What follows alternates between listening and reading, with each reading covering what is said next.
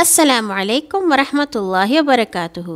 ہنستے مسکراتے پیارے پیارے ننھے منھے ساتھیوں، امید ہے کہ آپ بالکل ٹھیک ہوں گے اور اپنے تمام کام یعنی کہ اسکول کا کام، امی ابا کی بات، دادی دادا، نانا نانی، چچا پھپھو خالہ، یا اگر کسی بڑے نے کچھ کہا ہے تو وہ بھی آپ نے مان لی ہوگی، اور اب کہانی کے انتظار میں لحاف میں گھسے، ہو سکتا ہے کسی کے پاس کوئی مونگ پھلی ہو، یا کسی کے پاس گرم دودھ ہو، یا کوئی سردی سے متعلق چیز کھاتے پیتے آپ کہانی کا انتظار کر رہے ہوں گے۔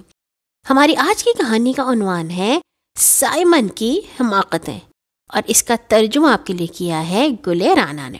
سائمن ایک بہت بدھو لڑکا تھا، وہ کبھی اپنے گھر سے زیادہ دور نہیں گیا تھا۔ ایک دن اس کے ٹیچر نے اس سے پوچھا کہ ان کی کلاس کے بچے کیمپنگ کے لیے شہر سے باہر جا رہے ہیں، اگر وہ چاہے تو ساتھ چل سکتا ہے۔ اس سے تم پر اچھا اثر پڑے گا سائمن، انہوں نے کہا۔ تم بہت بھلکڑ اور خوابوں کی دنیا میں رہنے والے بچے ہو، کل اپنی امی سے جانے کی اجازت لے کر آنا۔ چھٹی کے بعد سائمن سیدھا گھر بھاگا۔ وہ بہت پرجوش تھا، آج سے پہلے کبھی وہ کیمپنگ کے لیے نہیں گیا تھا۔ اس کی امی نے اسے جانے کی اجازت دی تو وہ خوشی سے جیسے پاگل ہو گیا۔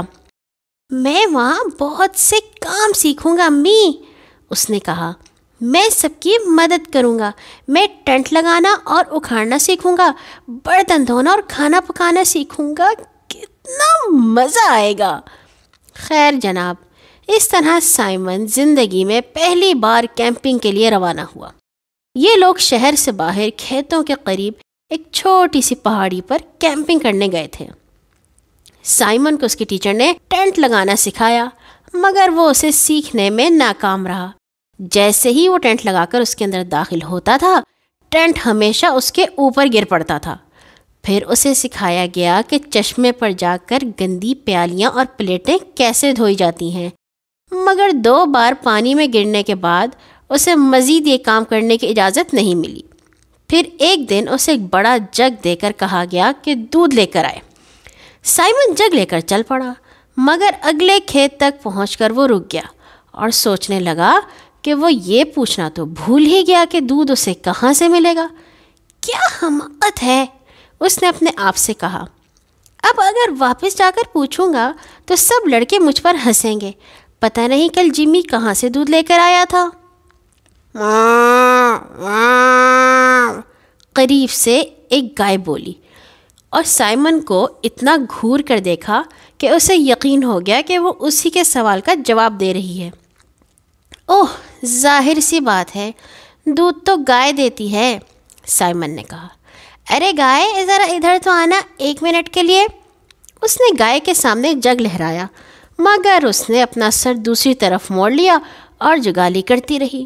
وہ آرام کر رہی تھی اور سائمن کے لیے کھڑے ہونے کے موڈ میں نہیں تھی۔ اس طرف دیکھو گائے، سائمن اس کی طرف بڑھتے ہوئے بولا۔ تم جانتی ہو کہ یہ دودھ کا جگ کس لیے ہوتا ہے، زیادہ بننے کی ضرورت نہیں ہے، جیسے کہ تم جانتے ہی نہیں کہ دودھ کیا ہوتا ہے۔ جلدی سے کھڑی ہو کر مجھے دودھ دے دو، وہاں سب لوگ ناشتے کے لیے انتظار کر رہے ہیں، جلدی کرو بھائی۔ گائے نے اس کی تقریر کا کوئی نوٹس نہیں لیا۔ اس نے اپنی دم زور سے گھمائی اور سائمن کی ٹانگوں پر ماری۔ ایسا مت کرو، سائمن نے کہا۔ سائمن نے گائے کو دھکیلنے کی کوشش کی، مگر وہ ہاتھی کی طرح ڈٹ کر لیٹی رہی۔ سائمن کے دھکے نے اس کا کچھ نہیں بگاڑا۔ سائمن 1 منٹ تک کھڑا اسے گھورتا رہا۔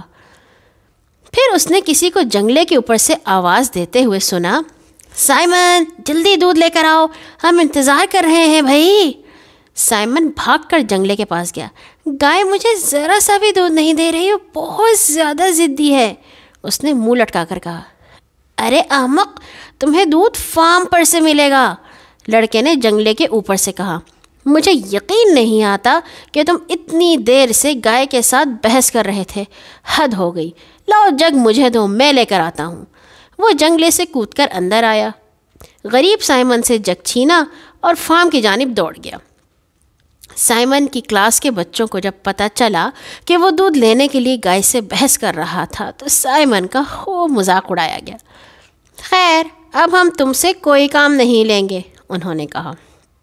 تم بہت احمق ہو سائمن، تم کبھی اپنے دماغ سے کام نہیں لیتے۔ بیچارہ سائمن، وہ بہت اداس تھا۔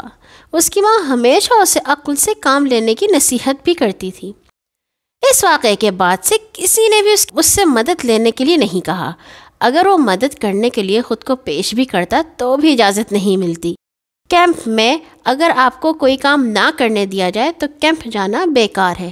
غریب سائمن بے حد ناخوش تھا۔ پلیز مجھے مدد کرنے دو، اس نے جمی سے التجا کی، جو لڑکوں کے لیے رات کا کھانا بنا رہا تھا۔ کیا میں آلو چھیل سکتا ہوں؟ نہیں، پچھلی دفعہ جب تم نے آلو چھیلے تھے تو آدھے چھلکے اسی پر چھوڑ دیے تھے۔ چلے جاؤ، میں سبزیوں کا سوپ بنا رہا ہوں اور میں اس میں سے کوئی اچھلی سبزی نہیں ڈالنا چاہتا۔ تم اس میں کون کون سی سبزیاں ڈال رہے ہو؟ سائمن نے پوچھا۔ گاجر، مولی، پیاز، شلجم۔ جمی کہتے کہتے رک گیا۔ اوہو، میرے پاس شلجم تو ہے ہی نہیں۔ مجھے اپنے لیے شلجم لانے دو، سائمن نے فوراً کہا۔ تم شلجم اور کیلے میں فرق نہیں کر سکتے، جمی نے مذاق اڑانے والے لہجے میں کہا۔ جی نہیں، میں دونوں کا فرق جانتا ہوں۔ شلجم وہاں کھیت میں اگتے ہیں نا، سائمن نے فخر سے کہا۔ ہاں، جمی نے کہا، اور کسان نے کہا ہے کہ ہمیں جتنے شلجموں کی ضرورت ہو ہم نکال سکتے ہیں۔ اچھا ٹھیک ہے، تم میرے کو شلجم لے آؤ۔ خبردار جو تم پیاز اور گاجر لے کے آئے، مجھے صرف شلجم چاہیے، سمجھے؟ سائمن بھاگ کھڑا ہوا، مگر چند منٹ بعد ہی واپس پلٹ آیا۔ تمہیں کتنے شلجم چاہیے، 15 یا 20؟ اس نے پوچھا۔ ارے نہیں، 3 سے کام چل جائے گا۔ اب جاؤ بھی۔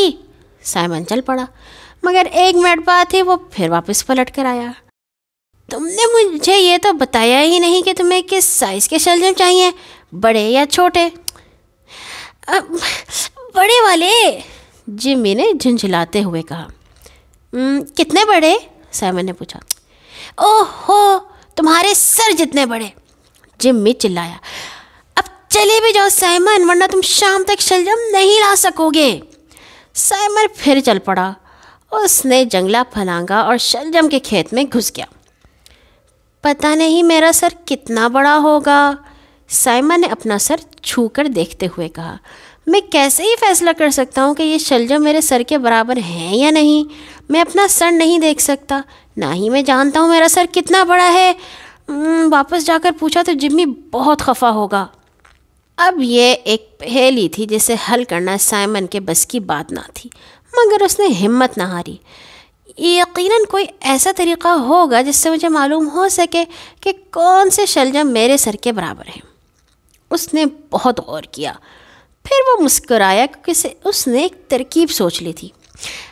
میرا ہیٹ میرے سر پر فٹ آتا ہے، اس نے اپنے آپ سے کہا۔ اب اگر میں صرف 3 ایسے شلجم تلاش کرنے میں کامیاب ہو جاؤں جو میرے ہیٹ میں فٹ آ جائیں تو وہ اتنے ہی بڑے ہوں گے جتنا میرا سر۔ اس نے ایک شلجم اکھاڑا اور اس کے اوپر اپنا ہیٹ رکھ دیا، پھر اسے شلجم اٹھا کر دور پھینک دیا۔ تم بہت چھوٹے ہو شلجم، اس نے کہا، میرا ہیٹ تم پر فٹ نہیں آ رہا۔ اس نے ایک اور شلجم کھینچ کر نکالا، یہ ایک بڑا شلجم تھا جو اس کے ہیٹ کے نیچے پورا نہیں سمایا۔ تم بہت بڑے شلجم ہو، تم سے کام نہیں چلے گا، اور اس نے اسے بھی پھینک دیا۔ اس نے ایک اور شلجم کی پیمائش کی مگر وہ بھی بہت بڑا نکلا۔ پھر اسے ایک ایسا شلجم مل ہی گیا جو اس کے ہیڈ کے نیچے بالکل فٹ آیا۔ وہ بہت خوش ہوا۔ اب 2 اور چاہیے، اس نے خود سے کہا، اور ایک کے بعد ایک شلجم اکھاڑتا ہی چلا گیا۔ کافی دیر کے بعد اس نے بالآخر 2 اور ایسے شلجم ڈھونڈ ہی لیے جو اس کے ہیڈ کے نیچے بالکل فٹ آئے۔ اس نے 2-3 شلجم اپنی بغل میں دبائے، اپنا ہیٹ سر پر رکھا اور خوشی خوشی کیمپ کی جانب واپس روانہ ہو گیا۔ اوف توبہ، تم نے کتنی دیر لگا دی، جمی اسے دیکھ کر چلایا۔ سائمن یہ دیکھ کر بہت مایوس ہوا کہ جمی نے شلجموں کے سائز سے کوئی نوٹس ہی نہیں لیا تھا، جو بالکل اس کے سر کے سائز کے تھے۔ پھر بھی وہ اپنے آپ سے بہت خوش تھا۔ جب وہ رات کے کھانے پر دوسروں کے ساتھ بیٹھا تو اس نے ہر ایک کو الگ الگ بتایا، میں شلجم لے کر آیا، میں نے جمی کی مدد کی۔ لیکن چند لمحوں بعد ہی ایک لمبا چوڑا آدمی لمبے لمبے قدم اٹھاتا ہوا کیمپ کی طرف آیا۔ یہ کسان تھا اور بہت غصے میں لگ رہا تھا۔ شام بخیر جناب، اس نے سائمن کے اسکول ٹیچر سے کہا۔ میں جاننا چاہتا ہوں کہ وہ آپ کے لڑکوں میں سے کون تھا جس نے میرے کھیت کے آدھے سے زیادہ شلجم اکھاڑ کر پھینک دیے، اب وہ کھیت میں بکھرے پڑے ہیں۔ ارے نہیں، وہ میرے لڑکوں میں سے کوئی بھی نہیں ہو سکتا، استاد نے حیران ہوتے ہوئے کہا۔ یہ سب بہت تمیزدار ہیں۔ معاف کیجیے گا جناب، مگر وہ آپ ہی کے لڑکوں میں سے کوئی ایک تھا، اور میں جاننا چاہتا ہوں کہ وہ کون تھا۔ میں آپ کو بتا چکا ہوں کہ وہ میرے لڑکوں میں سے کوئی بھی نہیں ہو سکتا۔ وہ اس طرح کی کوئی حرکت نہیں کر سکتے کہ شلجم توڑیں اور انہیں کھیتوں میں پھینک کر آ جائیں کہ وہ ضائع ہوتے رہیں۔ یہ کہتے کہتے اچانک ان کی نظر سائمن سے ٹکرائی جو چقندر کی طرح سرخ ہو رہا تھا۔ سائمن، سچ سچ بتاؤ، یہ حرکت تمہاری تو نہیں؟ انہوں نے سختی سے پوچھا۔ او سر، جمی نے مجھے 3 شلجم لینے کے لیے بھیجا تھا جو بالکل میرے سر کے برابر ہوں، سائمن نے روتے ہوئے کہا، اور میں نہیں جانتا تھا کہ میرے سر کا سائز کیا ہے، اسی لیے میں نے اپنا ہیٹ اتارا اور 3 ایسے شلجم ڈھونڈتا رہا جو اس کے نیچے فٹ آ جائیں، اور باقی میں نے دور پھینک دیے کیونکہ میرے کام کے نہیں تھے۔ کیمپ میں ایک دم خاموشی چھا گئی اور پھر قہقہوں کا ایک طوفان آ گیا۔ سائمن کو سنجیدگی کے ساتھ شلجموں کے اوپر ہیڈ فٹ کر کے دیکھنے کا تصور ہی کس قدر مضحکہ خیز تھا، حتیٰ کہ کسان ہی مسکرانے لگا۔ خیر، میرا خیال ہے اس بچے کا مقصد نقصان پہنچانا نہیں تھا، مگر یہ بہرحال ایک احمقانہ حرکت تھی، اس نے کہا، اور سائمن کا منہ لٹک گیا کیونکہ اس نے اپنے طور پر شلجموں کے کھیت میں اپنے دماغ کا بہترین استعمال کیا تھا۔ میں آپ سے کہنا چاہوں گا جناب کہ اس لڑکے کو میرے ساتھ بھیج دیں تاکہ سارے ٹوٹے ہوئے شلجم سمیٹ کر میرے گودام تک پہنچائے۔